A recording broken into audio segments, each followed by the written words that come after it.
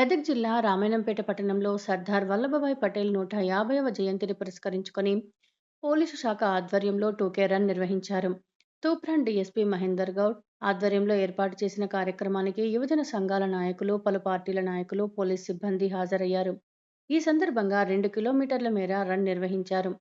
ప్రతిభ కనబర్చిన వారిని అభినందించి మెడల్స్ అందజేశారు. ఈ సందర్భంగా తూప్రాన్ డీఎస్పీ మహేందర్ గౌడ్ మాట్లాడుతూ యువత సర్దార్ వల్లభభాయ్ పటేల్ను స్ఫూర్తిగా తీసుకోవాలని సూచించారు. జాతీయ సమైక్యత కోసం పోరాటం చేసిన మహనీయుడు సర్దార్ వల్లభభాయ్ పటేల్ అని అన్నారు. యువత ఆరోగ్యంగా ఉండాలంటే తప్పనిసరిగా గంటపాటు వ్యాయామం చేయాలని సూచించారు. ఈ కార్యక్రమంలో పోలీస్ సిబ్బంది తదితరులు పాల్గొన్నారు.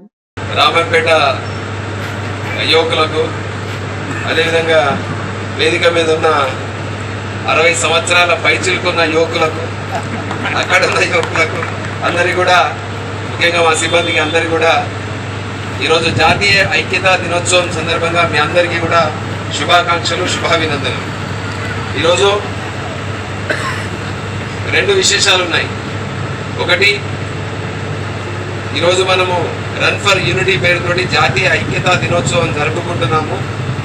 దీన్ని మన భారతదేశ మొట్టమొదటి ఉప ప్రధాని, అదేవిధంగా భారతదేశ మొట్టమొదటి హోంశాఖ మంత్రి, కేంద్ర హోంశాఖ మంత్రి, ఈ దేశం ఈరోజు ఇంత సమైక్యంగా ఉండడానికి కారకుడు, ఆ రోజు పునాది వేసిన సర్దార్ వల్లభాయ్ పటేల్ జన్మదినం ఈరోజు.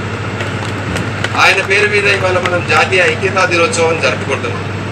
అదేవిధంగా దేశ సమగ్రత కోసం, దేశ సమైక్యత కోసం, ఆఖరికి ప్రధాని పదవిలో ఉండి కూడా ప్రాణాలు అర్పించిన, మన 1984లో ప్రాణాలు అర్పించిన ఇందిరాగాంధీ వర్ధంతి దినం.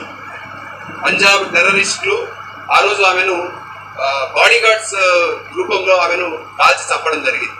ఆమె కూడా ఈ దేశాన్ని ఒక ఉక్కు మహిళగా, ఎట్లయితే మన ప్రధాని సర్దార్ వల్లభాయ్ పటేల్ గారు ఎట్లయితే ఉక్కు మనిషిగా పేరుగాంచి, ఆమె కూడా ఉక్కు మహిళగా పేరుగాంచి దేశం కోసం ఇద్దరు కూడా పాటుపడ్డ వ్యక్తుల్ని ఈరోజు వాళ్ళని స్మరించుకుంటూ ఈరోజు మనము రన్ చేసుకుంటున్నాం.